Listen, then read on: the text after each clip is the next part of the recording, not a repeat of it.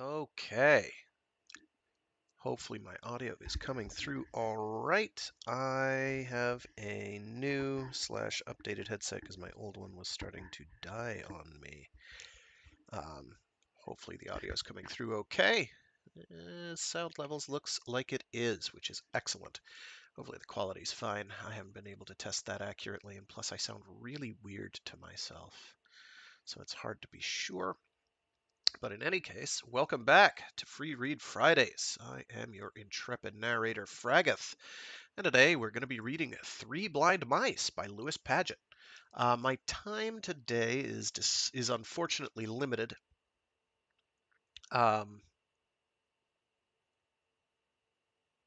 And I'm going to have to do only with this one this week. Oh yeah, you can see my mouse. Yikes. Okay.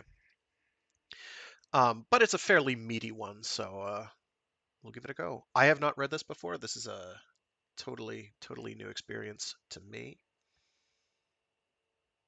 I forgot to tell the people on Discord that I'm streaming, but they should know by now that I stream on Fridays in the morning.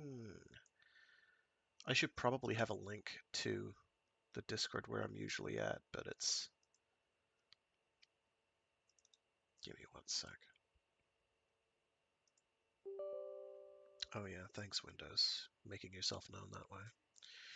Oh, I really appreciate all those system sounds. Okay, here we go.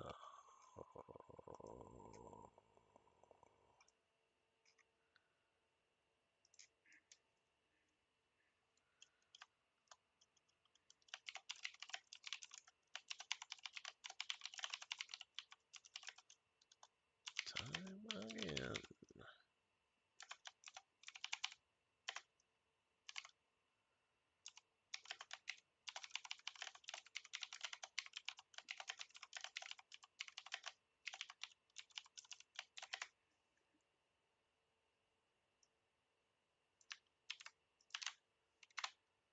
All right, I have done my due diligence. If people show up, they show up. If they don't show up, I should really do something about getting popular. Or I'll keep doing what I'm doing and not actually overstress myself and turn this into a third job. So, Three Blind Mice. Three Blind Mice by Lewis Padgett. It's a novelette, I believe is what they this is page what? 68. If I hit home, is it gonna take me to the top? Yes. Okay. Yes, it is listed as a novelette. So again, this is from the June 1945 edition of Astounding Science Fiction, or issue of Astounding Science Fiction, the old pulp publication. And this is incidentally volume 35, number 4, whatever that means. Volume 35 makes perfect sense. Number 4 is what I'm not sure on. I should really find out. Monthly publication issued by Street and Smith Publications Incorporated, 122 East 42nd Street, New York, 17, New York. Cool stuff. 2, 3, 4, 5, 6, 7, 8, until we're at 68, which is a ways in, so bear with me.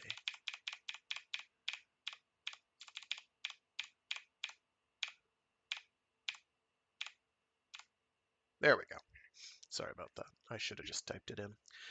It's okay. We're here now. So yeah, give me one sec to get a little water in me, and we'll begin.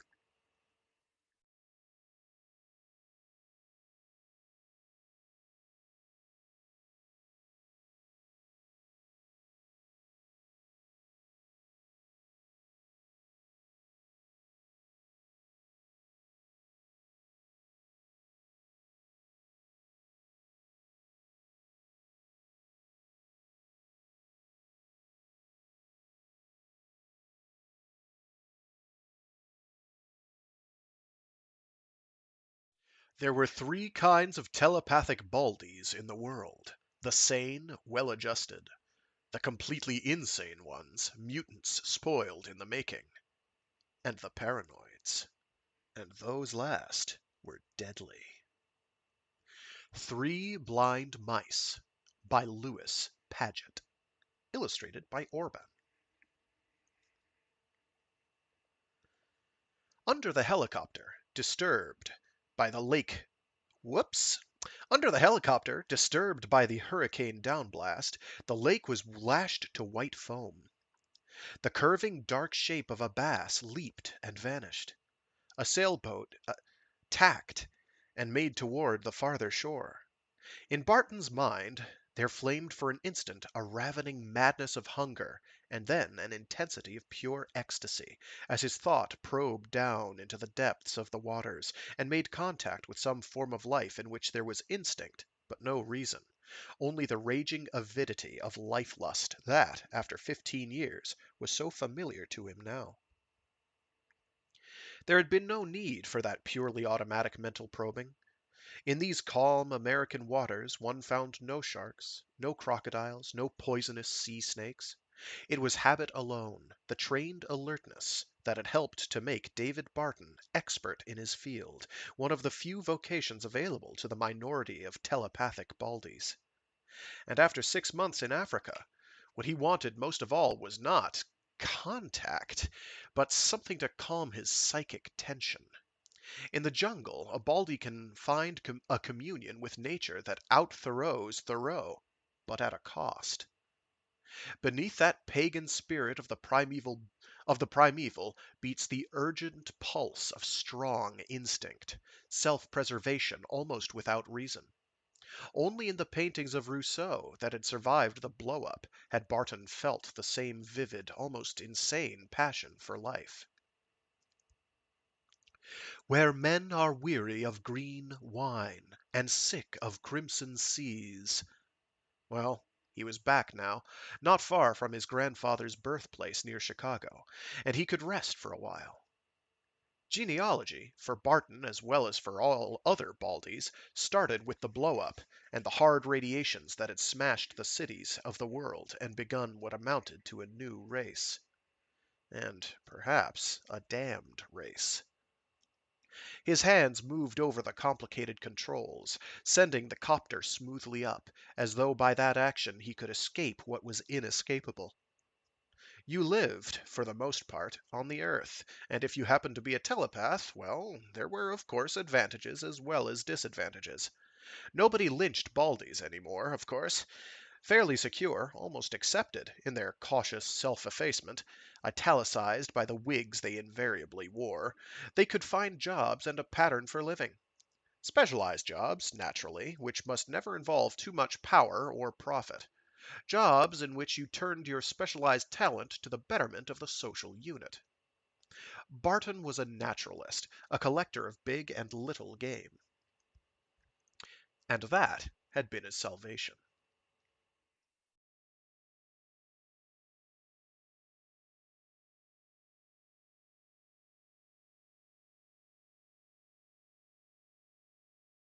Years ago, he remembered, there had been a conference, his parents and a few other baldies, drawn together by the deep, sympathetic friendliness and understanding that always had welded telepaths. He could still vividly recall the troubled patterns of thought that had ebbed and flowed in the room, more clearly than the way their faces had looked. Danger, and a shadow, and a desire to help. Outlet for his energy. No scholar. Misfit unless find the right job. He could not remember the words, only the absolute meanings, with their significant colorations and shadings of implication, those and the name symbol by which the others thought of him. To them he was not Dave Barton. Their thought references to him personally, while different to each mind, had always the kernel of individual meaning that belonged to him alone, of all the people in the world. The name that a candle flame might have, secret and unuttered. His alone. And because of this, and because each baldy must survive and adjust for the ultimate good of the racial mutation, they had found the answer. It was all right for non-Baldies to be reasonably swashbuckling. Everyone wore daggers and dueled nowadays. But the telepaths themselves lived on borrowed time. They existed only because of the goodwill they had created. That goodwill had to be maintained, and it could not be done by arousing antagonism. No one could be jealous of a mild-mannered, studious semantic expert, but a D'Artagnan could be envied, and would be.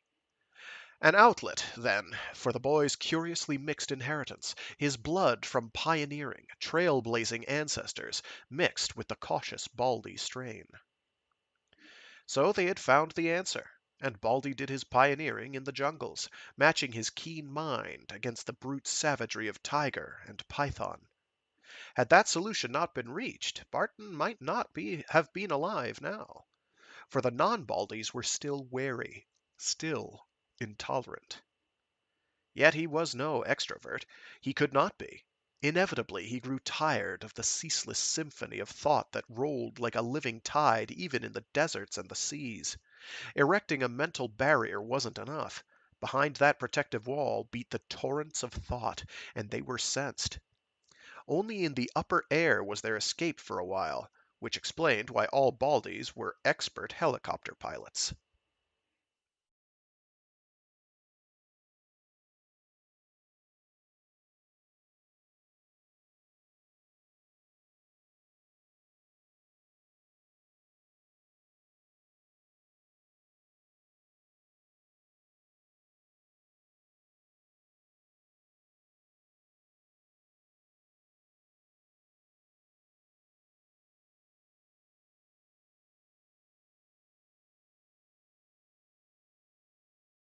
The plane lifted, rocking a little in the wind.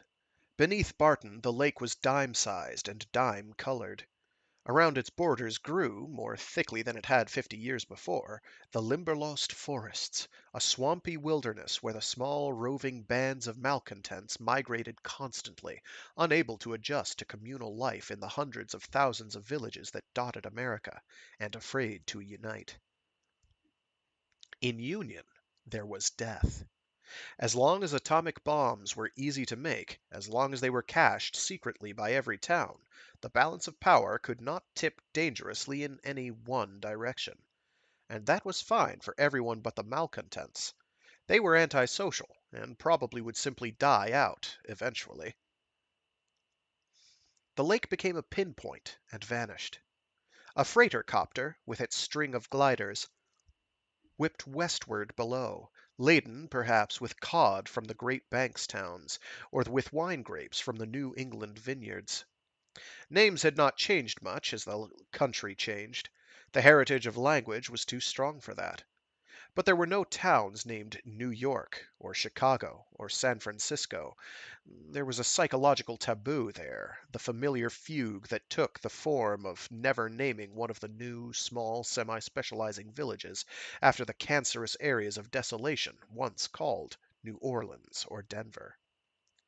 From American history, thence world history, the names came: Modoc and Lafitte, Lincoln, Roxy, Potomac, Mohasset, American Gun, and Conestoga. Modoc was a publishing center. Lafitte, on the Gulf of Mexico, shipped the delicate-fleshed porgy and pompano to Lincoln and Roxy in the agricultural belt. American Gun turned out farm equipment, and Conestoga, from which Barton had just come, was in mining land. It also had a temperate zone zoo, one of the many that Barton serviced from Puget to Florida End. He closed his eyes. Baldies by necessity were socially conscious, and when the world lay spread out, map-like below, it was difficult not to visualize it speckled with the heads of colored pins, very many black ones and very few white ones. Non-Baldies and Baldies. There was something to be said for intelligence, after all. In the jungle, a monkey with a red flannel coat would be torn to pieces by its undressed colleagues. The blue, empty wastes of air were all about Barton now, The torrents of world thought had lessened to a faint, nearly imperceptible beat. He closed the cabin, turned on air and heat controls, and let the copter rise. He lay back in the cushioned seat, a distant alertness ready to galvanize his hands into action if the copter should go into one of its unpredictable tantrums. Meanwhile, he rested, alone, in a complete silence and vacancy. His mind was washed clean. Pure calm, a sort of nirvana, soothed him. Far below, the turbulent world sent vibrations jangling through sub-etheric levels, but few radiations reached this height, and those did not disturb Barton. His eyes shut, utterly relaxed, he looked like someone who had, for a while, forgotten to live. It was the panacea for abnormally sensitive minds. At first glance, few took Barton for a baldy. He wore his brown wig close cropped, and his years in the jungle had made him almost unhealthily thin. Baldies, naturally self-barred from competitive athletics except among themselves, were apt to grow soft, but Barton was not soft. Outguessing predators had kept him in good trim. Now he relaxed, high above the earth, as hundreds of other Baldies were resting their taxed minds in the blue calm of the upper air. Once he opened his eyes and looked up through the transparent ceiling panel, the sky was quite dark, and a few stars were visible. He lay there for a while, simply watching. Baldies, he thought, will be the first to develop interplanetary travel. Out there are clean new worlds, and a new race needs a new world. But it could wait. It had taken a long time for Barton to realize that his race, not himself, was important. Not until that knowledge came to a Baldy was he really mature. Until then, he was always a possible potential danger. Now, though, Barton was oriented, and had found, like most Baldies, a compromise between self and race. And it involved, chiefly, development of the social instinct and diplomacy.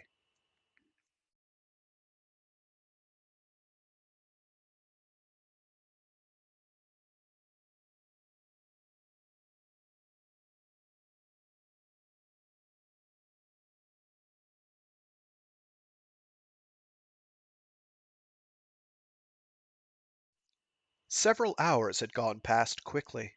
Barton found a packet of food concentrate in a compartment, grimaced at the brown capsules, and stuffed them back in their place. No. While he was back in America, he wanted the luxuries of civilization. In Africa, he had eaten enough concentrate to blast his taste buds. That was because certain game was psychically repugnant to him after contact with the animal minds. He was not a vegetarian. He could rationalize most of the feeling away, but, for example, he could certainly never eat monkey. But he could eat catfish, and anticipated the crisp flakiness of white, firm flesh between his teeth. This was good cat country. There was a restaurant in downtown Conestoga that Barton knew, and he headed the helicopter toward the airfield nearest to it, circling the village itself to avoid raising dust storms by his low altitude. He felt refreshed, ready to take his place in the world again. There were, as far as he knew, no Baldies living in Conestoga, and it was with surprise, pleasant surprise, that he felt a thought probe into his mind. It held question. It was a woman's thought, and she did not know him. That he could tell by the superficialities of the identity queries. It was like the outspread fingers of a hand reaching out gently in search of another hand that would interlock with its grip. But the searcher's cognizance of Barton as a personality was lacking. No, she did not know him. She knew of him, probably through Denham? Courtney? He seemed to recognize the personality keys of Denham and Courtney sifted through her query. He answered her question. Available. Here. A courteous, friendly greeting, implying, you are one of us. A willing desire to help. Her name, Sue Connaught, with its curious shadings of how Sue Connaught realized her own identity, an indescribable key thought that could never afterwards be mistaken, the mental essence of pure ego. She was a biologist. She lived in Alamo. She was afraid. Let me help. Must see you. Vital urgency. Danger. Eyes watching secretly. Beasts around. Sue Connaught. Danger. Now. Danger. Now? Sorry. So this is tricky to read, but I'm pretty sure based on what's going on here. Let me help is him. Vital urgent. Must see you. Uh, with a subtext of or a subdescriptor of vital urgency, danger, eyes watching secretly, beasts around, Sue Connaught. And then he responds mentally, danger. Danger? Now? The complicated thought meshed and interlocked as he increased his pace. Utterly alone, I, of all the world knowing, most urgent secrecy, beasts, I am in zoo, waiting. Hurrying to you, my mind is with yours. You are one of us, therefore never alone. Faster than words, the thoughts raced. Oral or written sentences slow the transmission of mental concepts. Adjectives and adverbs convey shades of meaning. But between telepaths, complete ideas move with light speed. In pre-human times, simple meanings were completely transmitted by grunts. As language developed, gradations were possible. With telepathy, a whole universe can be created and conveyed.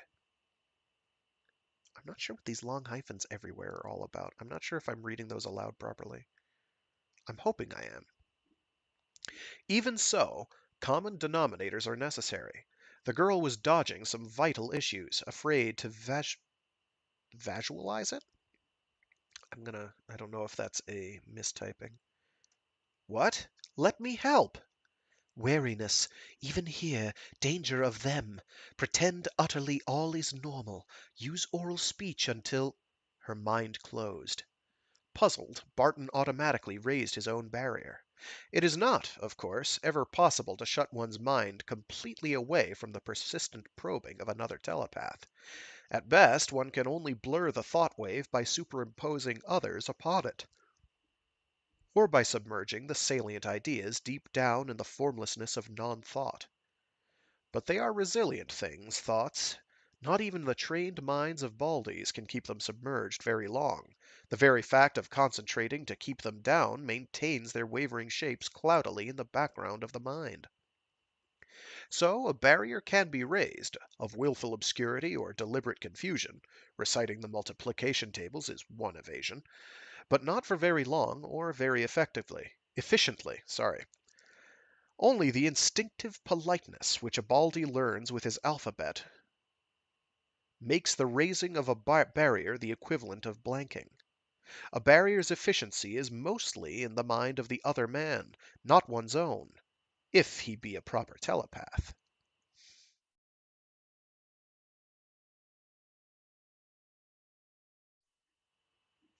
Barton, like most Baldies, was.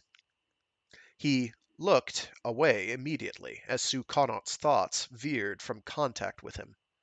But he was the more eager to meet her now and read her in her face, if he could, what convention forbade him to read in her mind. The gates of the zoo lay open before him.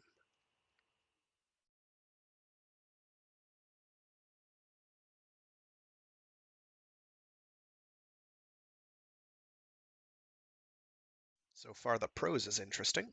I actually kind of like the prose. It's just a little stiff. It's different. I like different. Different is good. Oh my gosh, if I keep getting tangled in this cable, I'm going to scream. There we go. Much better. Barton stepped through them, noticing a small crowd, mostly out-villagers who had helicoptered over to see the new acquisitions he had brought.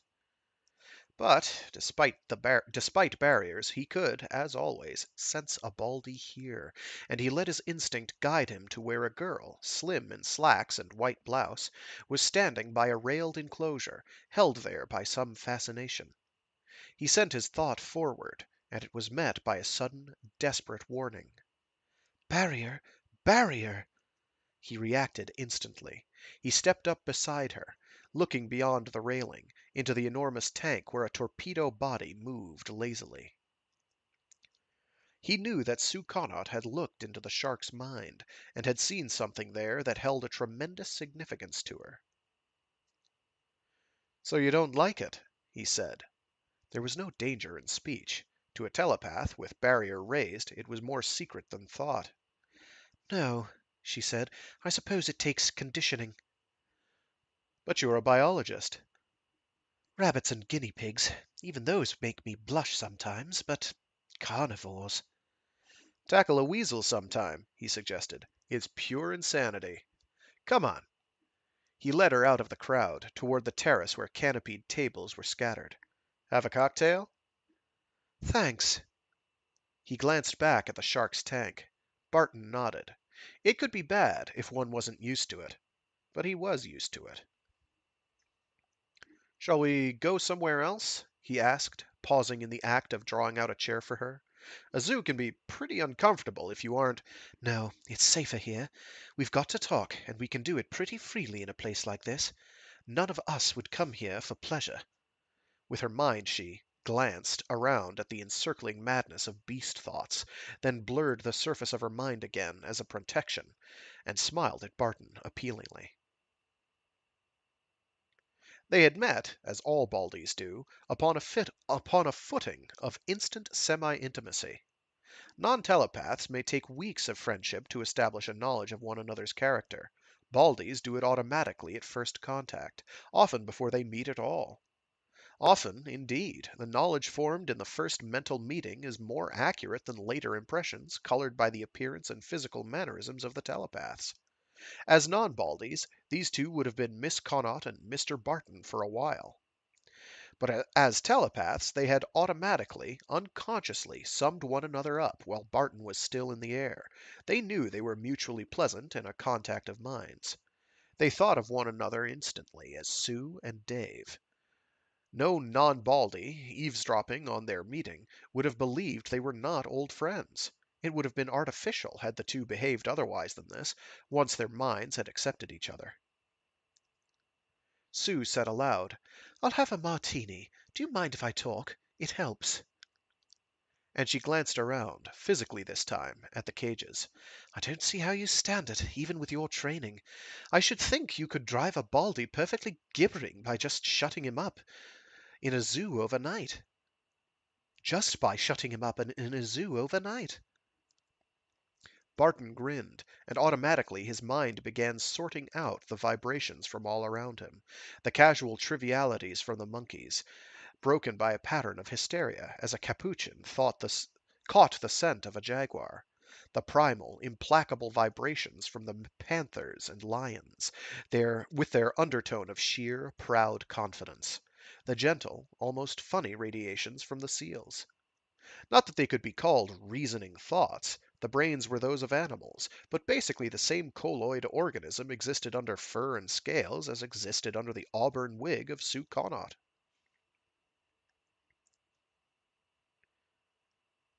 After a while, over martinis, she asked, "Have you ever fought a duel?"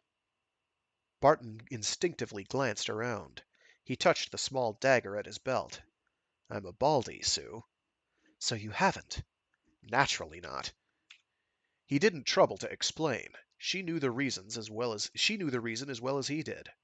For Baldies could not risk capitalizing on their special ability except in very limited cases. A telepath can always win a duel. If David hadn't killed Goliath, eventually the Philistines would have mobbed the giant out of sheer jealousy. Had Goliath been smart, he would have walked with his knees bent. Sue said, "That's all right. I've had to be very careful. This is so confidential. I don't know who—" Her barrier was still up strongly.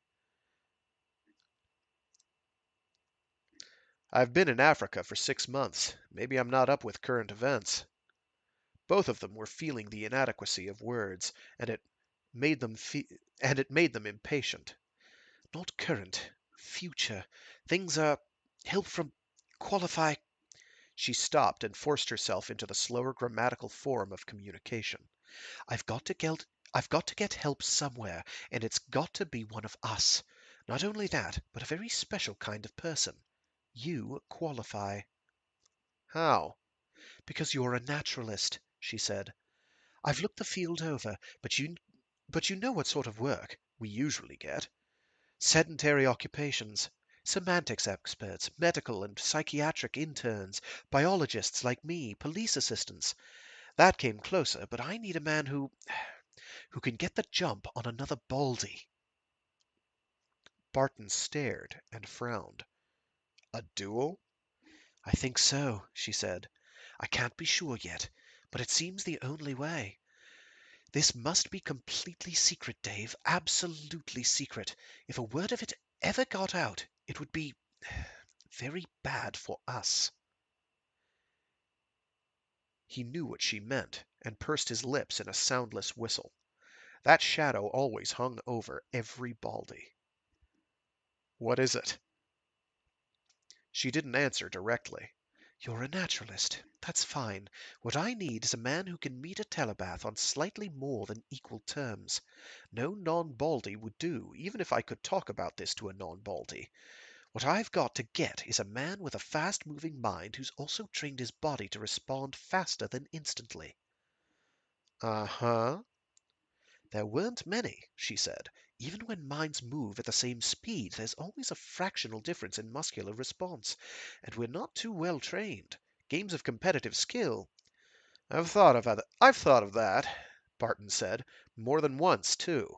Any game based on war is unsuitable for us. Any game in which you face your opponent. I like golf, but I can't play tennis. Well, Barton told her, I don't box or wrestle, or play chess, for that matter. But skip handball. Have you seen that? She shook her head. The backboard's full of convolutions. You never know which way the ball will bounce. And the board's in sections that keep sliding erratically. You can control the force, but not the direction. That's one way.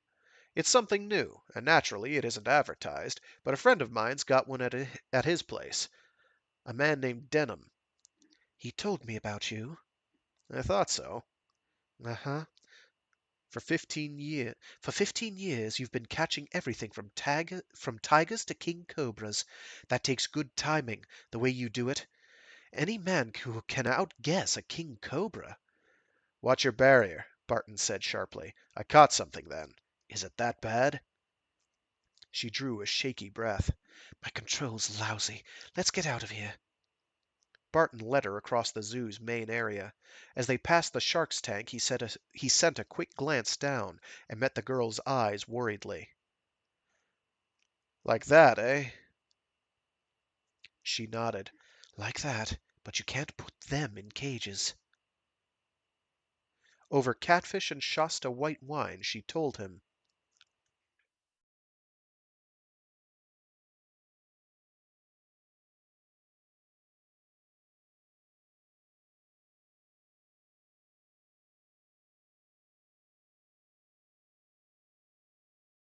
You can't put them in cages. Shrewd, dangerous, but very careful now, they were the middle group of the three telepathic assortments. The same mutation, but the hard radiations had been plain dynamite. When you implant a completely new function in the delicate human brain, you upset a beautiful and long-standing balance. So there had been three groups. One was a complete failure, thrust into the mental borderland of insanity, dementia praecox, and paranoia. Another group, to which Sue Connaught and Barton belonged, the vast majority, were able to adjust to a non-telepathic world. They wore wigs.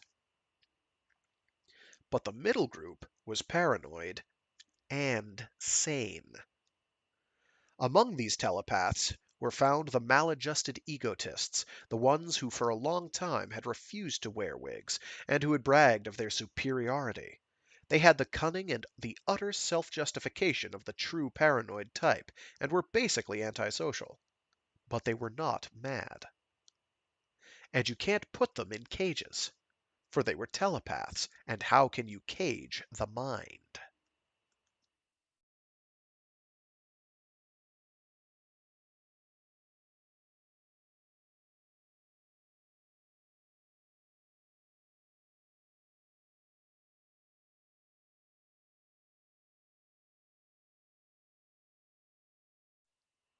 They finished with Brazilian chocolate cake, demitasse, and Mississippi liqueur, made by the monks of Swanee Monastery.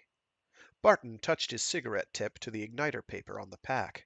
He inhaled smoke. It's not a big conspiracy, then. These things start small, a few men, but you see the danger. Barton nodded. I see it, okay. It's plenty bad medicine. A few paranoid-type baldies working out a crazy sabotage scheme. Tell me a little more first, though.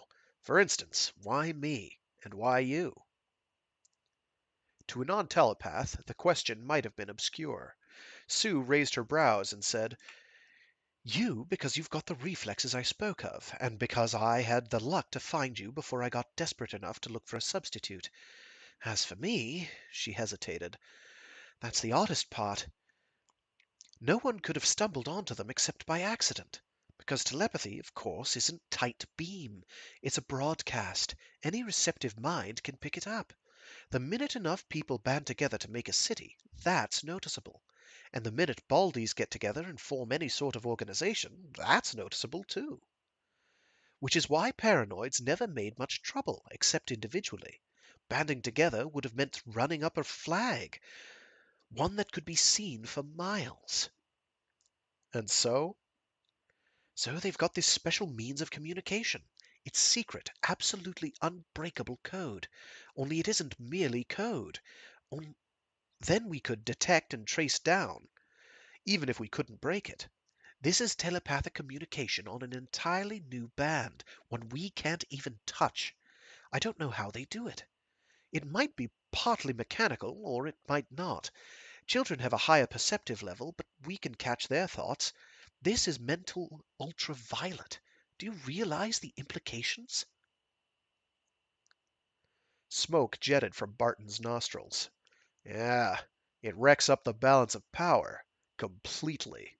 Up to now, decentralization has kept peace. Nobody dared band together or get too big for their boots. They could be detected. But these bijos are wearing invisible cloaks. His hand clenched. It could become worldwide, the one form of organization we can't fight. It's got to be fought, she said. It's got to be smashed, and fast before anyone suspects. If non-Baldies ever find out, there'll be a wave of anti-Baldyism. Anti-Baldism? Anti-Baldism that could wipe us out. If it should happen, people wouldn't stop to sort out the social and the antisocial groups. They'd say, We've been nursing a viper, and it's got fangs. Kill 'em all. Outside the window, a man on horseback clattered past, hoofbeats making an urgent rhythm in Barton's brain. How many are there? I told you it's just beginning. Only a few more. But it can spread. I suppose the immediate difficulty is in their training neophytes in their special trick telepathy. That's why I think it must be psychically self-induced. Gadgets can be detected, and mobility would be necessary. They'd never know when they had to get in touch with each other. You can't pack around a big gadget. You could camouflage it, Barton said, or it might be pretty small. It might, she said, but there's this little girl, Melissa Carr. She tapped their wave without a gadget. She must be some mutant variant. Melissa Carr? Echoed Barton. Where does she come in? Oh, I haven't told you. She's my contact. I've been in touch with her off and on for a week or so, but it was only yesterday that she let slip, very casually, what she'd learned on that special thought band. She isn't one of them, then? I'm sure not. It's very odd, even the way she reached me first. Sue had been dressing for a party, and the tentative fingering question had crept into her mind. It was like Cinderella somehow. I could feel the pleasure she took in the dress I was wearing, a Mozambique model, and the Carrel bag. She strung along with me mentally all evening, and after that, After that, communication had been established. But it had been days before Melissa spoke of the telepathic signals she had inadvertently tuned in on. She guessed what they meant, but she didn't seem much impressed by the danger. I mean, it didn't strike her that something ought to be done. There's some mystery about Melissa. Sometimes I've even thought she might have been a member of the group once and pulled out. Sometimes she won't answer my signals at all. But now that she's told me about this, Fax, I think I've convinced her of the danger. Sam Fax. He's one of the paranoids, and from what I've learned, he's trying to sabotage some experiments in Galileo. Why? That's what I don't know. Apparently, the paranoids are so familiar with their basic plan that they don't even need to think about it. Their thoughts deal with immediate action, and always on that special wavelength we can't catch. Only Melissa, as far as I know, can get it, and she must have been born receptive. Some are, Barton agreed. Mutants certainly vary a lot, far more than non-mutants. As for this long-term scheme, you know the paranoid type. They figure Baldies were made to rule the world. They, to- they look on ordinary humans as a lower species. And if they're trying to sabotage experiments, that's significant. I wonder what sort of experiment this Galileo business is. I don't know, Sue said. Melissa's very shaky on technology. I can find out through Denham. He lives in Galileo. That's where I met him. But maybe you can get more out of Melissa than I can. It isn't wise to. She hesitated, substituting a familiar word for the unimaginable mental term. Telepath her too much, but it's necessary, of course. If you feel any probing, sheer off right away. Has there been any? No, not yet. But we must keep in the dark.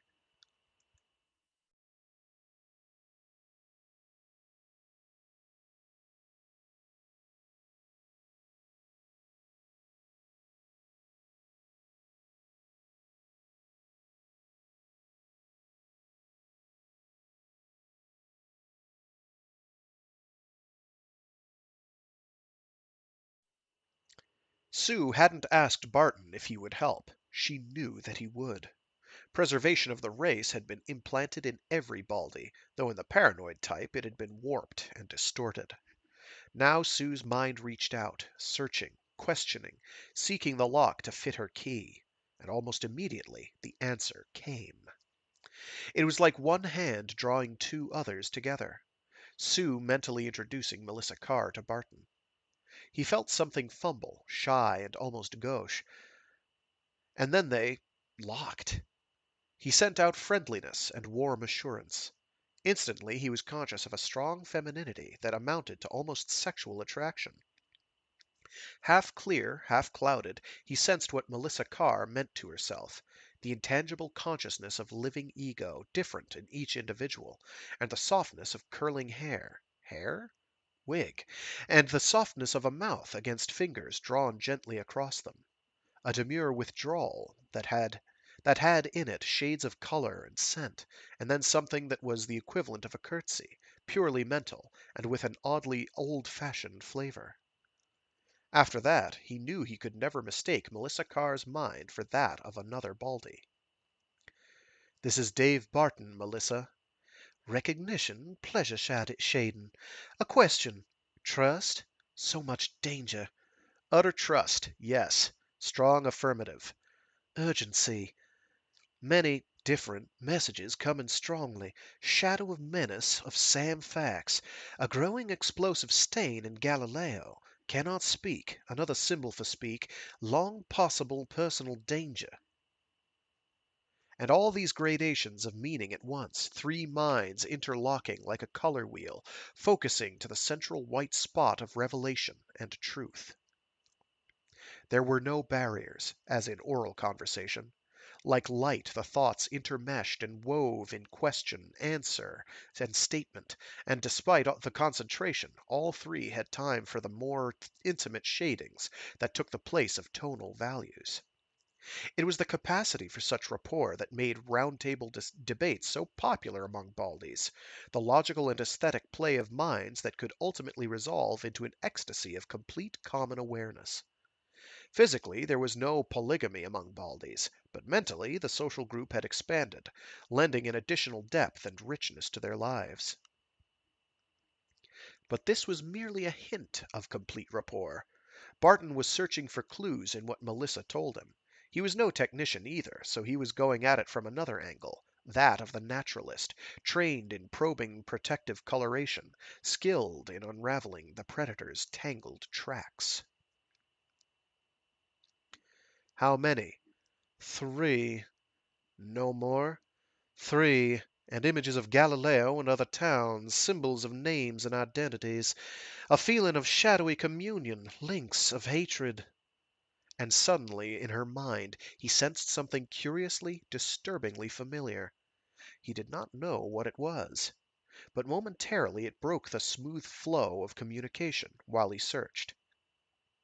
It was nothing. He concentrated again. 3. Symbol. Known name Sam Fax. Power lust. Heavy lethargy. There were other evoked connotations, but he thought he would know Sam Fax now.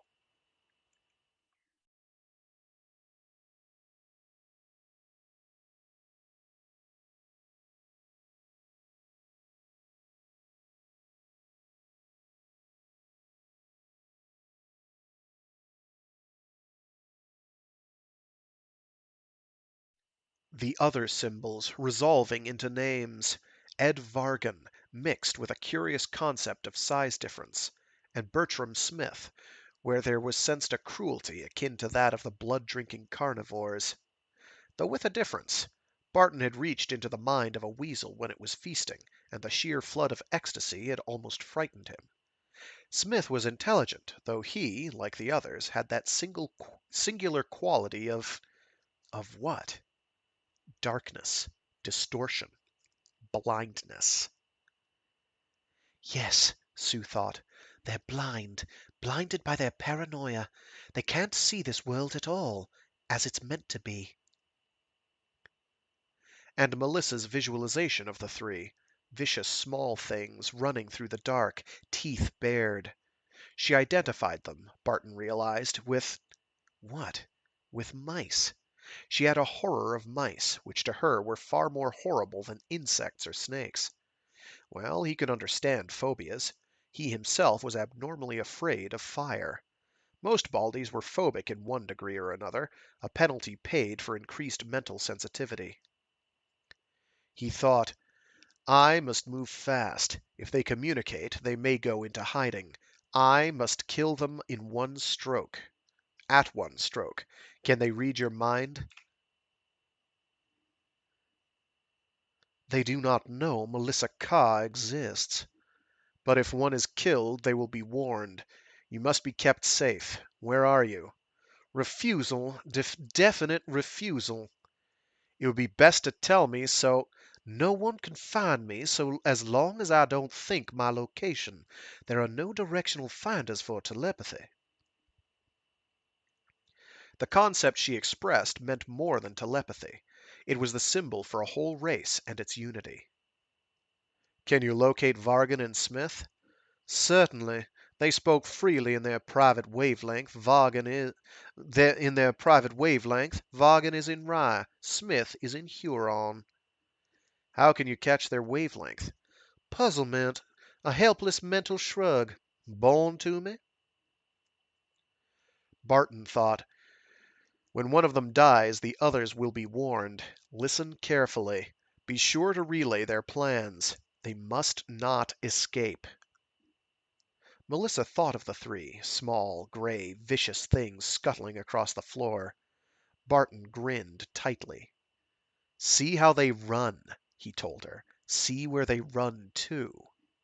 His hand touched his dagger. It was not a carving knife, but it would do. There was not much more. Melissa relayed some of the paranoid thoughts she had caught, and Barton's guess at the menace of the paranoids was confirmed. They were deadly, in the long run, to the whole mutant group.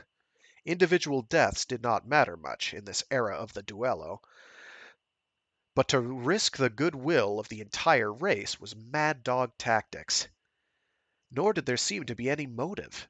Sheer malice? It was not logical, and are always logical, though their structure is founded on a false keystone. The single clue that would give the whole a meaning was, so far, lacking. Nor could Barton find it by turning to his training as a naturalist. Animals do not commit sabotage, nor do birds foul their own nests.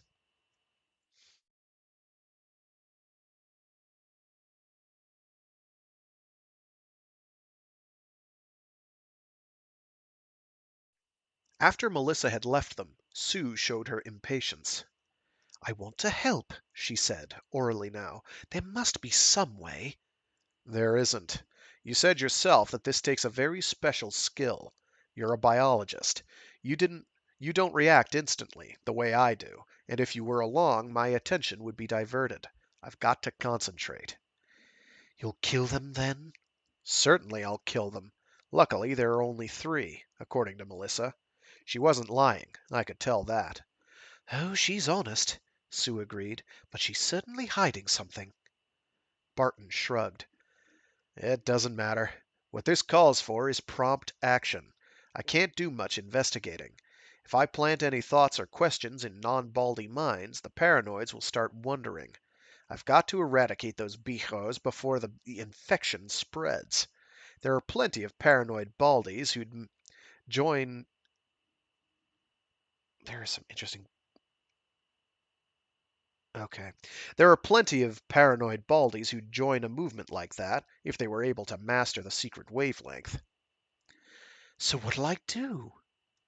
"It doesn't matter," Barton said. "Now.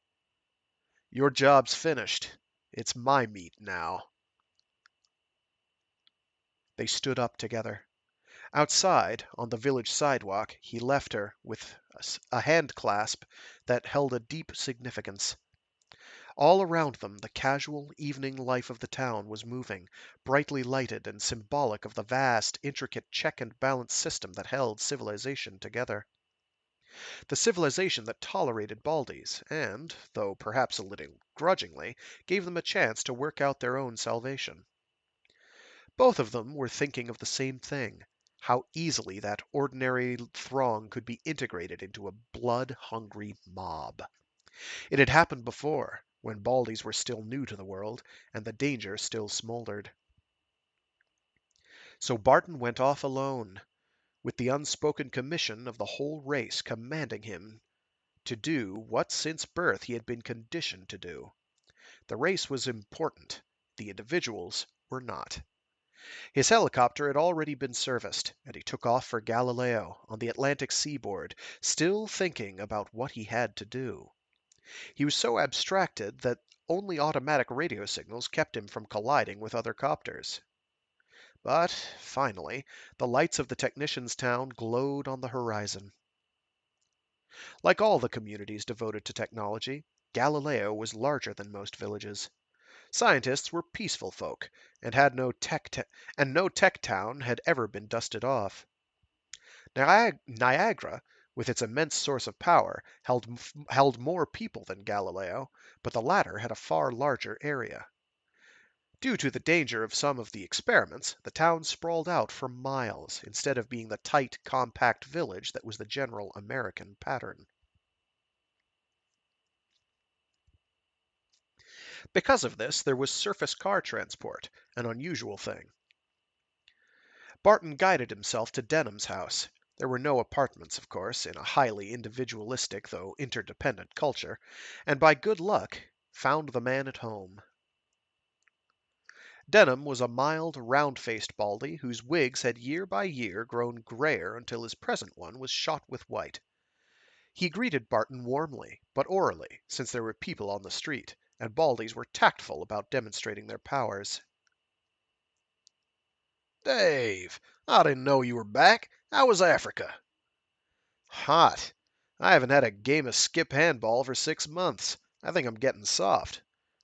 You don't look it, Denham said with an envious glance. Come on in. Drink?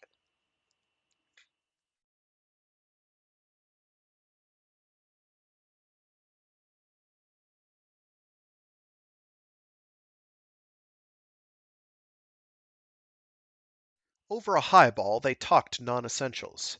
Except they didn't talk.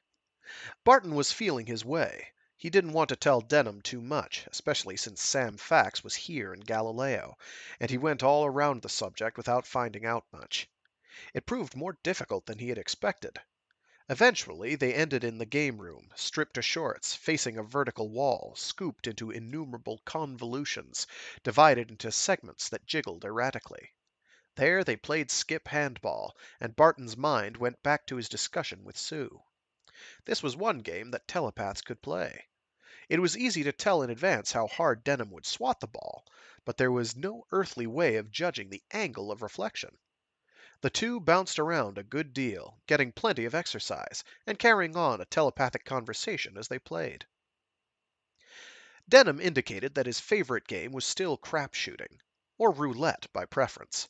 Either of them he could play with his non-baldy friends, whereas bridge or poker, ugh, who'd play poker with a mind reader? Games that depended on luck or pure muscle were okay, Barton agreed, but there weren't many of the latter. Wrestling or boxing involved pre-planned thought, but many Olympic trials were possible: shot putting, high jumping, racing. In those, as Sue had said, you didn't face your opponent. Any war game, like chess, was impossible. Well, Denham thought, your vocation's a sort of war game. Game hunting? Barton let his mind skim over the field, settling on a tiger after a heavy feed, lethargic and with the deep consciousness of power as in a sleep silently humming dynamo. He tied that in, subtly, with a hunger, and with something, vague and unformed, that was similar to the symbol by which Melissa knew Sam Fax. His thought then paralleled the identity of Fax as one musical chord parallels its complement. If Denham knew Fax at all, he'd probably respond. And he did. A sense of elation mounted in Barton as he caught the stray fragment, filtering out non-essentials, squeezing it dry of the accumulated Denham detritus. What remained was a fat, less competent interpreter who served as liaison man sometimes between technicians of different language groups. Barton hastily changed to another subject so that Denham would not attach any importance to this particular mnemonic ideation. After that, Barton was anxious to leave. He let Denham win the game, and the novelty of this so delighted the winner that he accepted Barton's excuse of an appointment without obvious skepticism. A man just back in America, after 6 months of jungle life, would be looking for something more exciting than skip handball. But it was swell of Barton to drop in.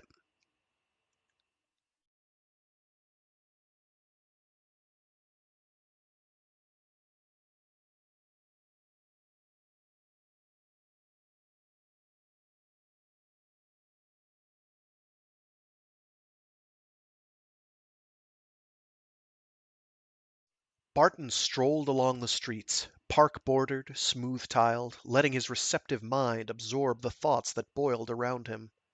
Now that he knew what to look for, it was not difficult, though it took patience.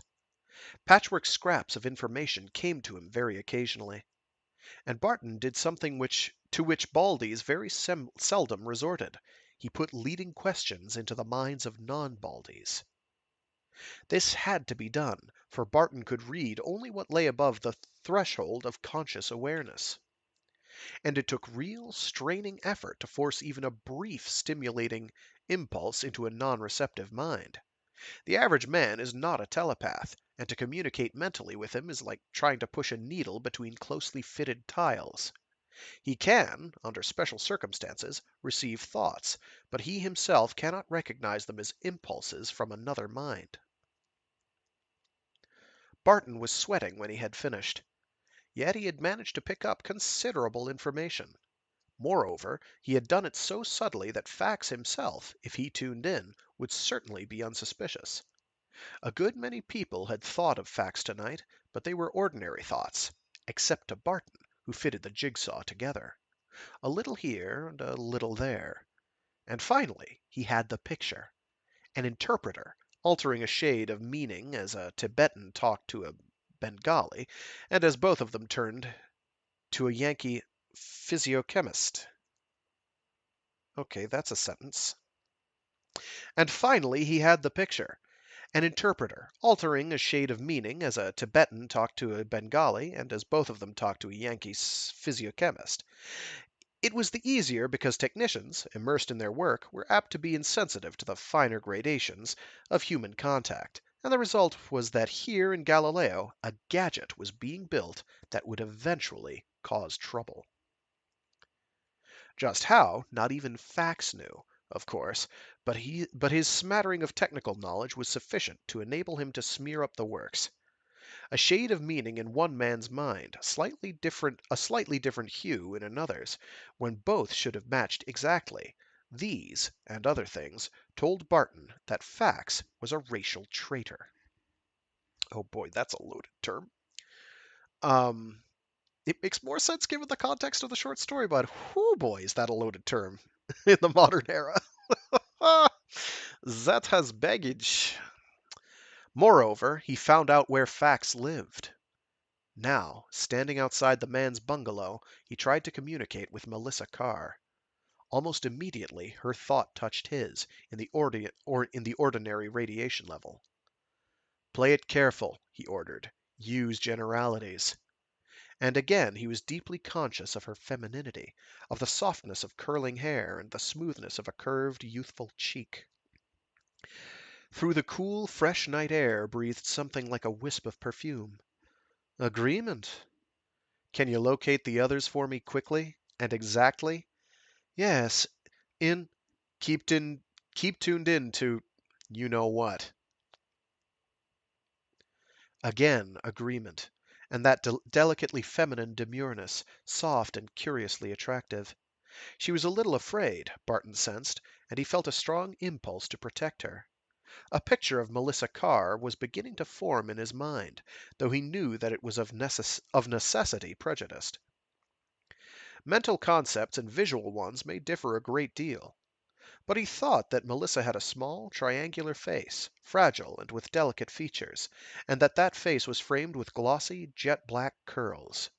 He seemed to see her features from inside, reversing the usual procedure in which an individual's face helps form the concept of what is behind it. How does she do it? He wondered at the lucky chance as he crossed the street.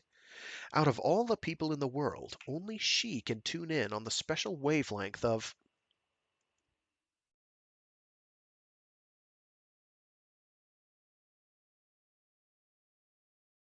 barrier. He stood now on the porch, facing a closed panel. Through that grained plywood, a doubt and a question fingered out, touched his mind, and recoiled. Instantly the man within the house erected a barrier of his own. Very good. While the mind was thus walled off, Fax could probably not utilize his super wavelength to communicate with the other paranoids. Or could he? Barton stepped aside to a circular window. He could see nothing through the one-way glass. With a wary look around, he lifted his foot and kicked the glass into splinters. He stepped through the gap cautiously into a well-furnished room where a fat man stood against the wall, facing him. The masculinity of the decor told him that Fax probably lived alone. That was natural for wow, there's no punctuation there. That was natural for the true paranoid type, which required a wife's subjugation. Did I misread that sentence? The masculinity of the decor told him that Fax probably lived alone that was natural for the true paranoid type, which required a wife's subjugation. There's something missing there, I don't know what.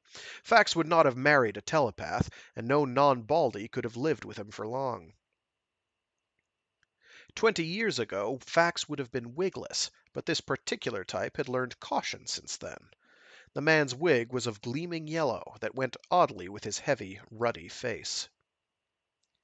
And suddenly the barrier slipped from Fax's mind. His brain lay fallow and blank, and Barton felt Melissa's urgent warning thrill through him. He's warning the others. Barton ripped out the dagger from his belt and plunged forward. Instantly Fax's barrier tightened again, as quickly as his own weapon leaped ready to his fat hand. When dueling with another telepath, it is highly advisable to keep your mind guarded so your intentions cannot be anticipated. As long as Fax felt himself seriously menaced, he dared not lower his barrier. Barton moved in, his eyes calculatingly alert, as he might watch the swaying hood of a cobra. He kept his thumb on the hilt of the dagger and held it at thigh level. The fat man stepped forward from the wall, balancing on his toes, waiting. It was, after all, too easy. Telepathy wasn't necessary to forestall the stroke of that clumsy arm. With surgical neatness, Barton put his knife in the right place and made certain that Fax did not communicate with his colleagues before he died. Then, satisfied, he let himself out of the house by the front door and walked quietly toward the nearest surface car stop. That was done. He sent his thought probing in search of Melissa. Somewhere, far away in the hidden dark, she heard and answered. Did they receive Fax's call? No, no, you were too fast, and they didn't expect him to touch them. Good. Vargan and Smith now, then. Tonight? Yes. Good. I don't think you can reach me tomorrow. Why not? Evasion. Vargan. At Rye. Listen, this is important. If there are only 3 of them, fine. But if they try to communicate with others, be sure to let me know. Yes. That was all, but the personality of Melissa lingered with Barton as he drove his helicopter northwest through the night. He was not at all affected by the fact that he had committed murder. He did not regard the act as such. There was, undoubtedly, a touch of fanaticism in the way Baldies regarded betrayal from within. Nor was this ordinary betrayal. The means of communication Fax and the others had discovered was the deadliest menace to the race that had ever existed, more serious than the lynchings a few decades after the blow-up.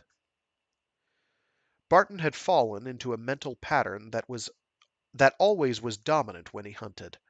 Now his quarry was human, but far more predatory than any jungle carnivore. Animals killed for food. That was simple Darwinism, and a basic law of nature. But the 3 paranoids had violated another basic entirely: preservation of the species. They menaced it. In any new culture, there must be conflict, Barton thought, watching dim lights flicker past below, the innumerable torches of the towns that dotted America. And certainly the Baldies had a new culture. It was almost embryonic as yet, a mutation heading for an ultimate end that was so far inconceivable. But it was the first true forward step that mankind had made in a million years. Always before, mutations had been very slight, or they had been failures. Now, with hard radiations providing the booster charge, a true mutation had opened 1,000 possible doors. And before each door lay blind pitfalls. For there are dominant and secondary, submerged characteristics. Hairlessness was secondary to Baldies, but there might be other, submerged ones that would emerge in the 3rd or 4th generation. This extraordinary method of sub-telepathic communication, was that natural? In Melissa's case, it seemed to be so, though Fax and the rest might have developed the trick themselves. If so, the latent potential lay, perhaps, in every Baldy. And that meant danger indeed. It was in the true meaning of the term a focus of infection. Healthy cells could be contaminated. The secret might be passed on, and Barton visualized a perfectly hidden underground network of paranoids communicating in utter secrecy, planning anything. It wasn't a pleasant idea. He wondered how many social type Baldies could fight such a menace. Not many. They were not qualified for war. War, because the atomic bombs, was impossible, but this was a new sort of battle. The thing that made bombs, oh my goodness, the thing that made the bombs successful through fear propaganda, the necessity of centralization before any group could be organized, was inapplicable. There need be no unification if paranoids could communicate instantly and secretly. Blind luck had stepped in through Melissa, but one could not depend on luck. Melissa's thought touched him. Vaughan has signaled to Smith. Smith is flying to Rye. What do they know? Vaughan told Smith to come immediately, no more. To Rye? It must be a new rendezvous. He gave directions. She relayed them to Barton. Okay, keep listening. Puzzled and a little worried, Barton advanced the copter's speed. He was swinging northward now, toward Lake Erie, bypassing Conestoga. It wouldn't take long to reach Rye. But had facts got through, after all? A telepathic message takes only an instant. Perhaps Vargan had received the fat man's SOS. And if facts had passed on to his associate, onto his accomplice, bleh. And if facts had passed on to his accomplices, the knowledge that a Baldy had killed him, and why? Barton shrugged. They would be waiting for him anyhow. They would know Fax was dead. If he had no more than called to them in formless appeal and made contact with their minds, they would know. No mistaking that. Shapelessness, as life slips inexorably from the body. When they reached out for him now, they would encounter plain nothingness, a curious sort of hiatus in the ether, as if the void had not yet quite closed over the place where a man had been an hour ago. Some of these sentences are bonkers. It was unmistakable. No telepath willingly reached out into that quivering blank. But it would impinge upon any receptive mind near it, and soundlessly, through the Baldy population of the town, the knowledge would spread. One of us has died.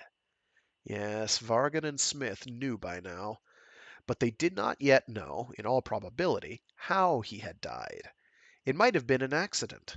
It might have been organic. It might have been murder. They would act upon the assumption that it was. They would be waiting.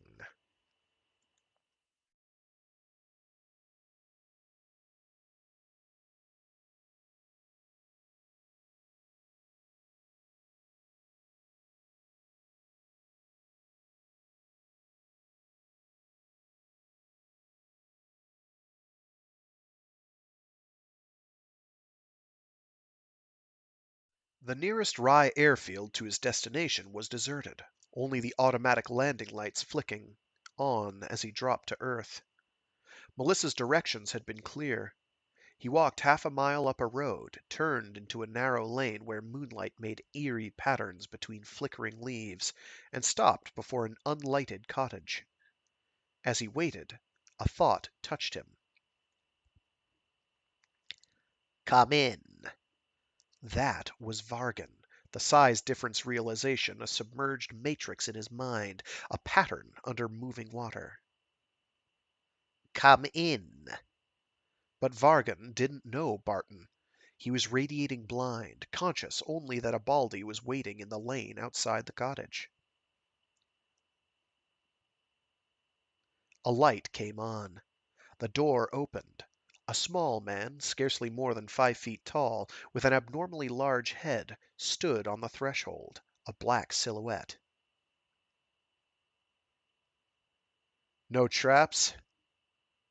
There was a trap, but it was merely the advantage of numbers. Barton felt that his question was answered. Vargan fell back as the taller man advanced, and then Barton was in the room, eyeing his opponent. Vargan had a pinched, worried face, and protuberant eyes. His mouse-brown wig was untidy. He wore eye lenses that reflected the light with a reptilian glitter, and for a moment his gaze took stock of Barton. Then he smiled. "All right," he said audibly. "Come in and sit down." The thought of contempt was there. Speaking audibly to another Baldy when caution was unnecessary was insultingly patronizing. But Barton was not surprised. Paranoid, he thought, and Vargan's mind responded. which means super. The kitchen valve opened, and Bertram Smith came in, a handsome blond giant with pale blue eyes and an expressionless face.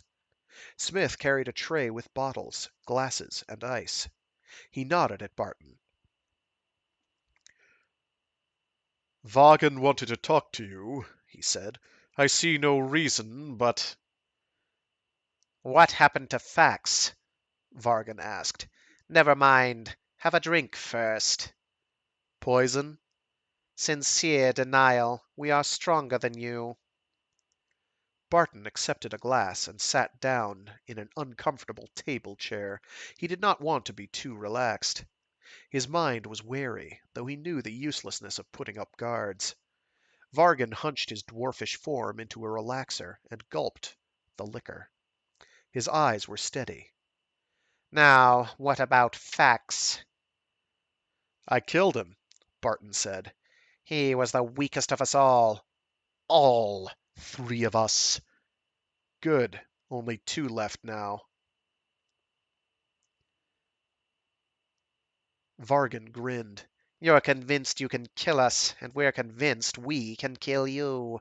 And since our secret weapons are intangible, self-confidence that can't be measured arbitrarily, we can talk on equal ground.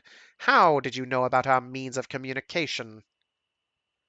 He could not hide the thought of Melissa. The mind has too much free will at times. Smith said, "We'll have to kill her too. And that other woman, Sue Connaught, that he was thinking of."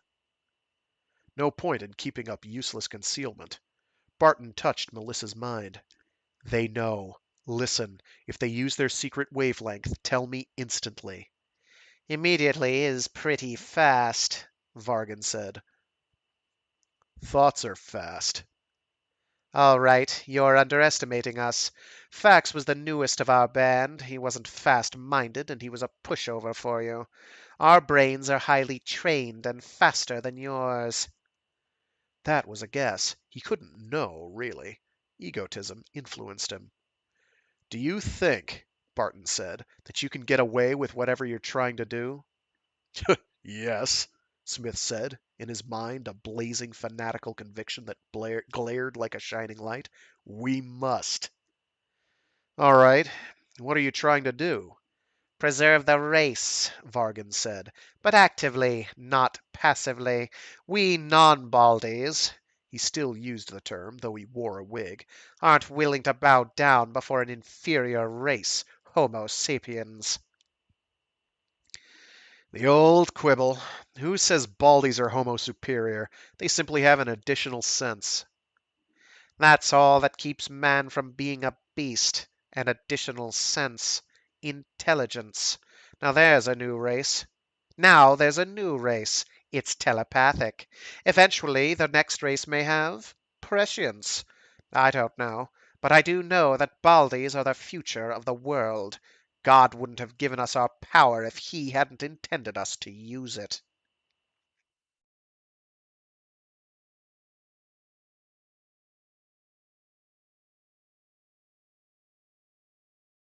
This was merely dueling, but it was something more as well.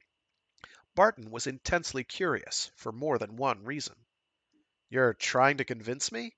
Certainly, the more who join us, the faster we'll grow.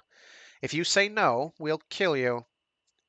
Only on these intangibles was there the possibility of mental secrecy. Semantics could never alter the divergence of absolute opinions. "What's your plan?" Expansion, Vargan ruffled his untidy brown wig. and complete secrecy, of course. The sabotage angle, we're just beginning that. Eventually, it'll be a big thing. Right now, we're concentrating on what we can do. "Sabotage. And what can you offer in exchange?" A wave of tremendous self-confidence thrust out at Barton. Ourselves. We are Homo superior. When our race is free, no longer enslaved by mere humans. We can go to the stars if we want. "Enslaved. I don't see it that way." You don't. You've been conditioned to accept the pap cowards feed you. It isn't logical. It isn't just or natural. When a new race appears, it's destined to rule. Barton said, "Remember the lynchings in the old days?" Certainly, Vargan nodded. Humans have one thing we haven't: numerical superiority. And they're organized. The trick is to destroy that organization. How is it maintained? "By communication." Which goes back to technology. The world's a smoothly running machine with humanity in the driver's seat. If the machine cracks up... Barton laughed. "Are you that good?" Again the fanatical self-belief flamed in Smith's mind. 100, 1,000 mere humans cannot equal one of us. Well, Vargan said more sanely, 10 men could still lynch a Baldy, provided they weren't disorganized and in social chaos. That, of course, is what we're after. Ultimate social chaos. We're aiming at a bust-up. Then we can take over, after humans go to pot. How long will that take? A million years? Perhaps, Vargan said, if we weren't telepaths and if we didn't have the secret wavelength. That, by the way, takes time to learn, but almost any Baldy can learn it. But we're careful. There'll be no traitors among us. How can there be? There couldn't. A thought of hesitancy, of betrayal, could be read. It would be a foolproof organization. Vargan nodded. You see? Thousands of Baldies working secretly for a bust-up, sabotaging, killing where necessary, and always, always avoiding even a hint of suspicion. You've sense enough for that, anyway, Barton said. Even that hint would be fatal. Even that hint would be fatal.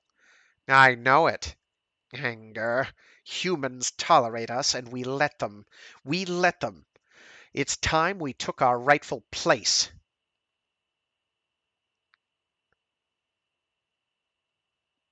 We're getting it anyway, slowly.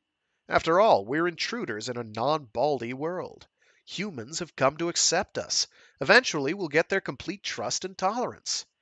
And forever live on tolerance, a helpless minority, eating the crumbs our lessers are willing to throw us if we lick their boots? How many Baldies are maladjusted? Plenty. All right, they'd be maladjusted in heaven. The vast majority adjust. I've got the job I want.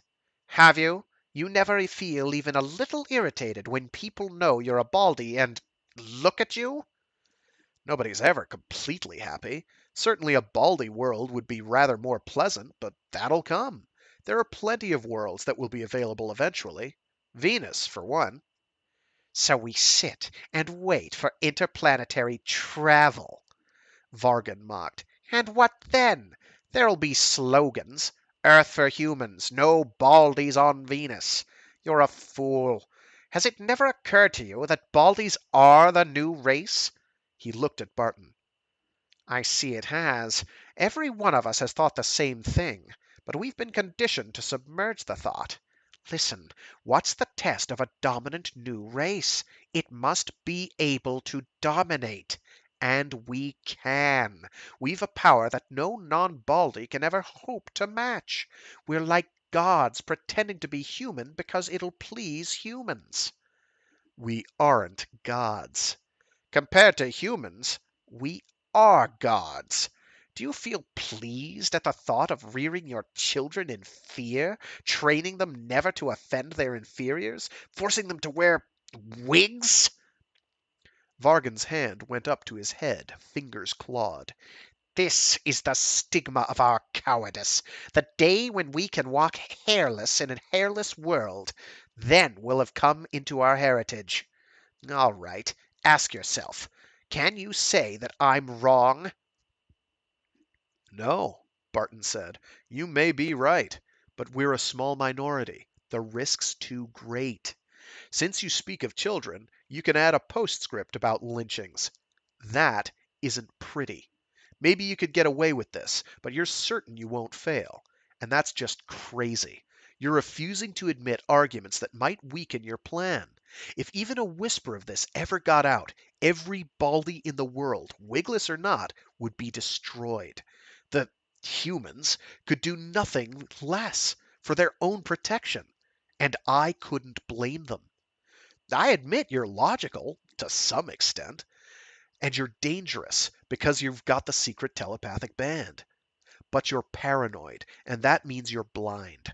We are getting what we want, on the whole, and because a few paranoid baldies are malcontent, you set yourselves up as saviors for the whole race. If your idea should spread, That would mean fertile ground, wouldn't it? there are other maladjusted baldies, Barton admitted. I might have been one myself, maybe, if I hadn't found my pattern for living. He wondered for a moment. His jungle work was fascinating, but what would it be like to return from it to a completely baldy culture?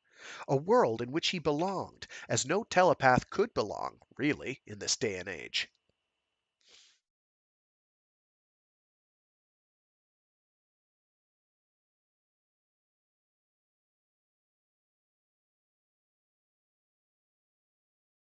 Barton turned from the mirage, and simultaneously Melissa's warning thought struck violently into his mind, faster than a shouted word could be. And with equal speed Barton reacted, spinning to his feet and heaving up his chair as a shield. He had not caught Vargan's command. It must have been on the secret wavelength, but Smith's thrown knife clattered against the plastic chair seat and bounced off against one of the walls. Vargan will attack while Smith recovers his weapon. Melissa was afraid. She shrank from the idea of violence, and the emotions surging unchecked in the room, but her thoughts struck unwaveringly into Barton's mind. He sprang toward the fallen dagger as Vargan ran at him. Then the two were back on the ordinary telepathic wavelength, but with a difference. One man Barton could have guarded against, or two men acting together. But this had been prearranged.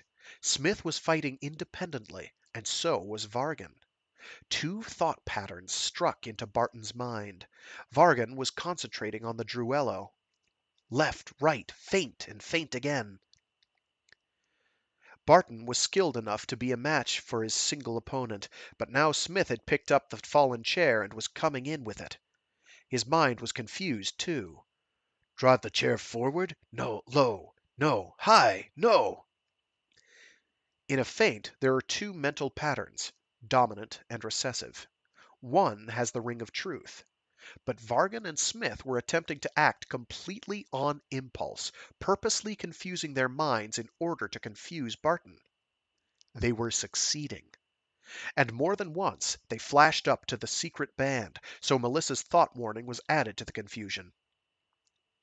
Smith had his dagger back now. A table went crashing over. Barton had taken it fatally for granted that his enemies would act together, and so a sharp point ripped his sleeve and brought blood from a deep cut. In the jungle, where emotion, tropism, instinct are stronger than intelligence, Barton had been confused in much the same way, but then his own mental power had been the turning factor. Here his opponents were not mindless beasts, they were highly intelligent predators. The heavy, choking smell of blood was nauseating in the back of his throat. Cat-footed, wary, Barton kept retreating, not daring to be pinned between his enemies.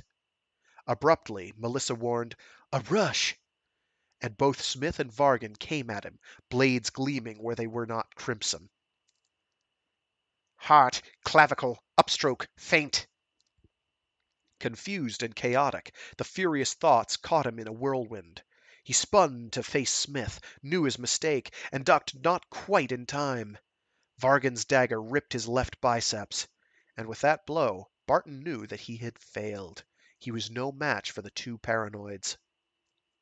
He ran for the chair, thinking of using it as a shield, but at the last moment, before his mind could be read, he sent it hurtling toward the fluorescent. With a tinkle of glass, the tube broke. In the dark, Barton dived for the door. They knew what he intended, and anticipated him. They knew he would depend on impetus to carry him through. But they could not stop him.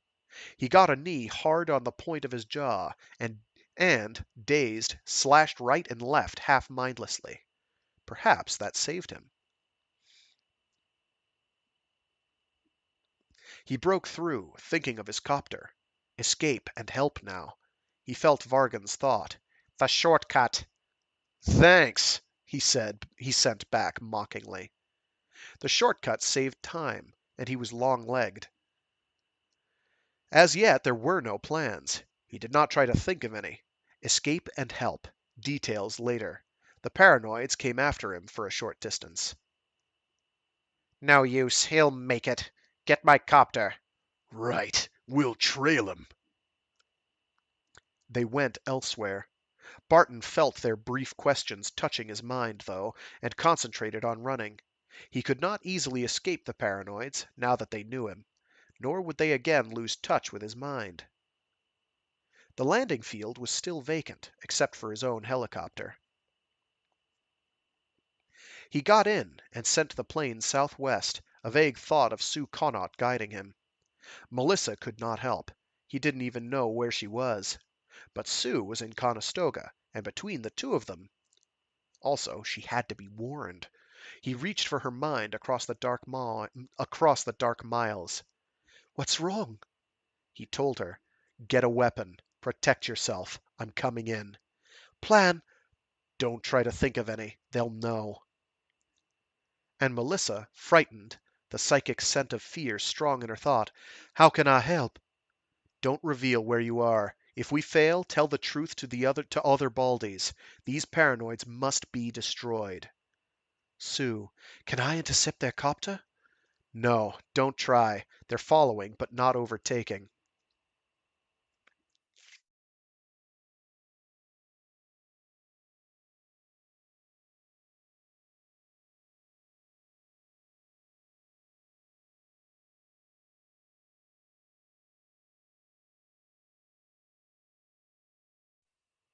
A grotesque silver a grotesque silver shape in the moonlight.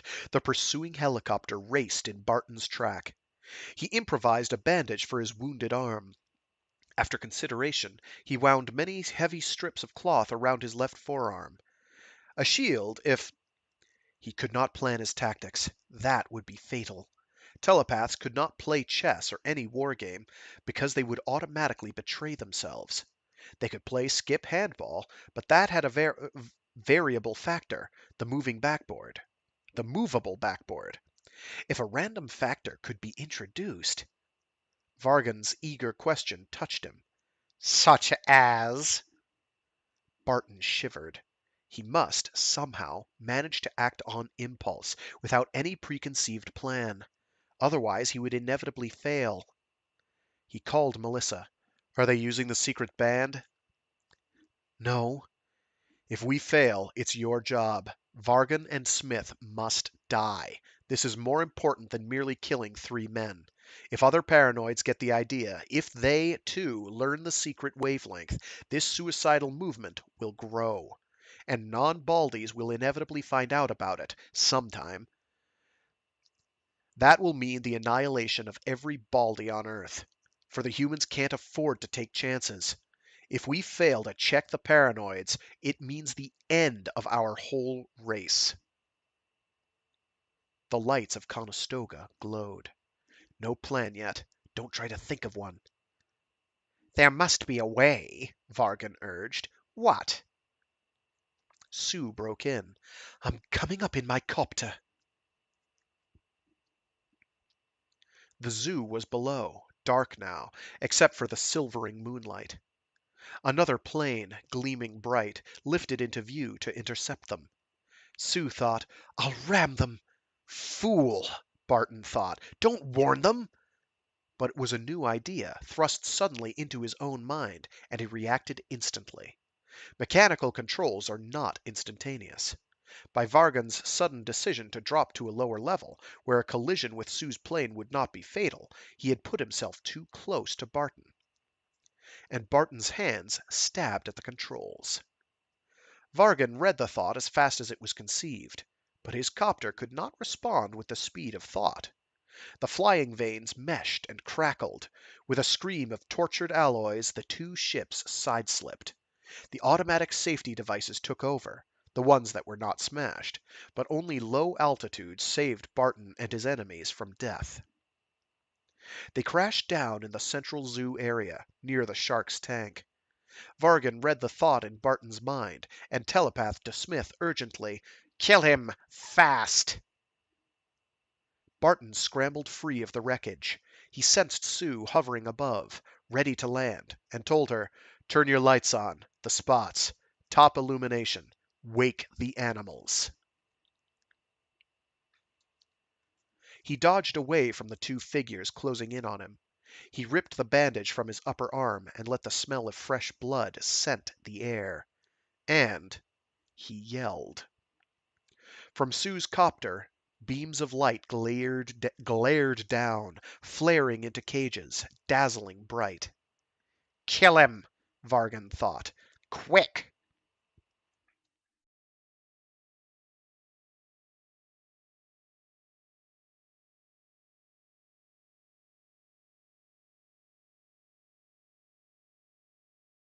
The asthmatic cough of a lion sounded. Barton dodged by the tank and tossed his blood-stained bandage over the railing. There was a flurry of water slashed into foam as the great shark woke to life. And from cage and tank, from the beasts waked into it. Wow. And from cage and tank, from the beasts waked into a turmoil of light and sound and blood smell, came the variable. Sue had got her siren working, and its shattering blast bellowed through the night. Patterns of light blazed erratically here and there. Barton saw Smith pause and shake his head. Vargan, teeth bared, ran forward, but he, too, was shaken. Their thoughts were confused now, for this wasn't chess anymore. It was skip handball, with a variable gone wild. For beasts are not intelligent, in the true meaning of the word. They have instinct, tropism, a terrible passion that is primevally powerful. Even non-telepaths find the hunger roar of a lion disturbing. To a baldy, what blasted up from the great tank was worst of all.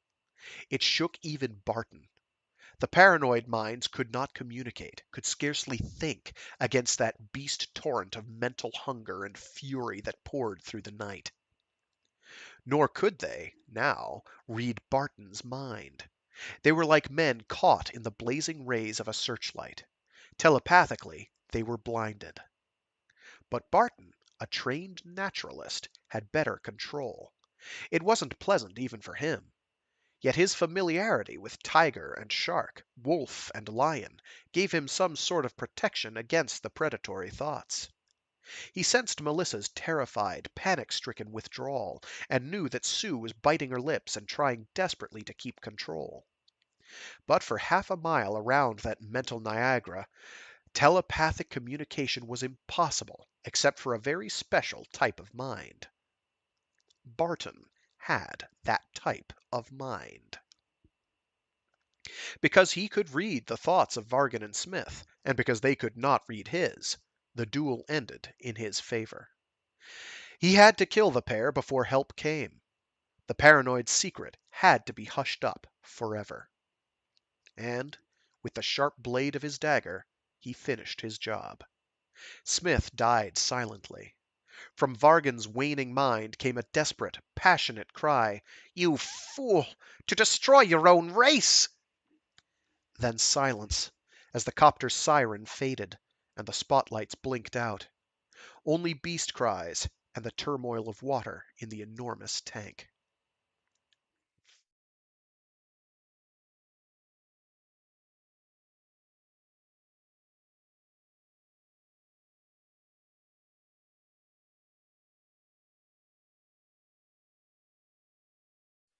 "They'll hush it up," Barton said. "I've done that much already, since yesterday. Luckily, we've got a few baldies high up in the judicial. I didn't tell even them too much, but they have the general idea. It'll be passed over as a personal quarrel. The duello's legal, anyway." Afternoon sunlight glittered on the Ohio. The little sailboat heeled under a gust of wind, and Sue moved the tiller in response to Barton's thought. The soft susurrus of water whispered under the keel. But I can't reach Melissa, he added. Sue didn't answer. He looked at her. You've been communicating with her today. Why can't I? She's... It's difficult, Sue said. Why not forget it? No. Later on, in a week or so. He remembered Melissa's demure, feminine gentleness and her frightened withdrawal last night. I want to be sure she's all right. No, Sue said, and tried to conceal a thought. She almost succeeded, but not quite. Something, a key, a pattern showed in her mind. An altered matrix? Barton looked at her. How could she... Dave, Sue said, please don't touch her now. She wouldn't want it. But with the key at hand, and the locked door ready to open, Barton automatically sent his thought out, probing, questioning. And, very far away, something stirred in response. Melissa? Silently, Sue watched the tiller. After a long time, Barton shivered. His face was strained. There were new lines around his mouth. Did you know? He asked. Not till today, Sue said. For some reason, neither of them wanted to use telepathy at the moment. The business at the zoo must have done it. It isn't permanent. It must be a cycle. So that's why she was able to tune in on the secret wavelength, Barton said harshly. The mutation. It runs very close to the line sometimes. He looked at his shaking hand. Her mind. That was her mind. It runs in cycles, Sue said quietly. What I wonder now is, will she talk? Can her thoughts be picked up by... There's no danger, Barton said. I stayed in long enough to make certain of that. Otherwise, I wouldn't have stayed in at all. In this state, she has no memory of what happens when she's rational. Sue moved her lips. She doesn't know she's insane. She just senses something wrong. That's why she wouldn't tell us where she was. Oh, Dave, so many of us, so many mutants, gone off the track somewhere. It's a horrible price. He nodded slowly, his eyes grave. There was always a price, somehow. And yet, if paying it brought security to the mutants... But it hadn't, really. For Barton saw clearly now that an era had finally ended in the life of the Baldy race. Till yesterday, the path had seemed clear before them. But yesterday, an evil man had been unveiled in the very heart of their own race, and it was an evil which would menace the peace of the world until one race or the other was wiped wholly off the face of the earth. For what a few telepaths had stumbled upon already, others would discover in the future. Had, perhaps, already discovered, and must not be allowed to retain. Thou, O Son of Man, I have set a watchman unto the house of Israel. We must be on guard now, he thought, always on guard. And he knew suddenly that his maturation had taken one long forward step in the past few hours. First, he had been aimless, open to any possibility that knocked loudest at the doors of his mind. Then he had found the job he was suited for, and in its comfortable adjustment thought himself adult at last. Until yesterday. Until today. It was not enough to hunt animals. His work was laid out before him, on a scale so vast he could not see it clearly yet, but its outlines were very clear. He could not do the job alone. It would take many others. It would take constant watchfulness from this hour on, over the whole world. Today, perhaps for the first time in nearly 2,000 years, the Crusaders were born again. Strange, he thought, that it had taken a madwoman to give them their first warning. So that not even the mad were useless in the progress of the race. Strange that the threefold divisions of the mutants had so closely interwoven in the conflict just past. Mad, sane paranoid. And typical that even in deadly combat, the three lines wove together interdependently. He looked at Sue. Their minds reached out and touched, and in the deep, warm assurance of meeting was no room for doubt or regret. This, at least, was their heritage, and it was worth any price the future demanded of them, this knowledge of confident unity, through any darkness, across any miles. The fire on the hearth would not burn out until the last Baldy died. End. And that was Three Blind Mice by Lewis Padgett. Hope people dug that. I am not sure what this little chart is for. It says the analytical laboratory. Again, we have a close race, with Lieber, Smith, and Asimov only 0.6 points apart. The results: March 1945, Astounding. In first place, Destiny Times 3, Part 1 by Fritz Lieber at 2.10 points. In second place, Special Delivery by George O. Smith at 2.3 points. In third place, Blind Alley by Isaac Asimov, 2.7 points. At fourth place, Altar Ego by A. Bertram Chandler at 3.6 points. And in fifth place, When the Rockets Come by Robert Abernathy, 3.7 points. I have no idea in the slightest what that's all about. But it is what it is. Alrighty, and with that, I do have to scooch. Hope people enjoyed. I do this every week on Fridays at about noon, Free Read Fridays, where I read short stories and indeed entire novels aloud. My current game plan at this point is to thoroughly read at least all the stories in this issue of Astounding Science Fiction from June 1945. And then I think I'm looking at doing Echopraxia by Peter Watts. The difficulty is I have to start reading that again and take a couple notes, because the first time I read it, I'm not entirely sure I understood what went on. I'm hoping the second time is different. If I get through it again and I'm still like, what exactly just happened? Um, that'll be a whole nother can of worms. I know he's working on a third book in that series. I think it's going to be called Omniscience. My understanding is it is going to be a direct sequel, and it's going to focus on Siri Keaton's father, which Echopraxia does as well. But Siri Keaton's dad, whose name eludes me at the moment, winds up towards the end. He's not like the central focus of the book, but he's part of the ultimate motivations of the movement of the plot. Um, and then, like towards the end of the book, he kind of goes his own way, and this is supposed to pick up that thread.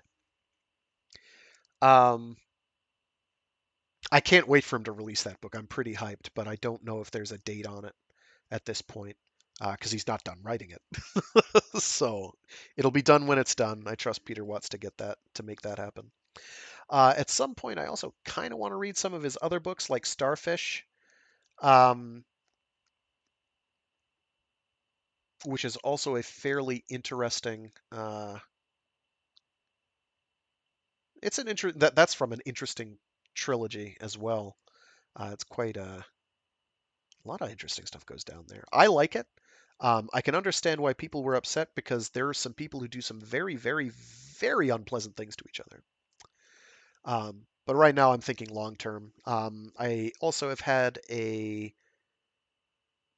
some questions about whether or not I will do the book whose title I just forgot because I've got a huge brain. Project Hail Mary by Andy Weir. And if somebody's asking for things, I think it behooves me to do it. I've already read the book once, so doing a out loud read through is totally within my purview. I try not to read any novels aloud that I haven't read before, mostly because I want to have some idea in my mind what I want to do for them. Um, that one's actually pretty good. It's just fairly long, so I'd be at it for quite a substantial period of time. Um, so we'll see. We'll see. We shall see what the future holds. I kind of fake most of these, and again, as people maybe have figured out, I'm doing these live.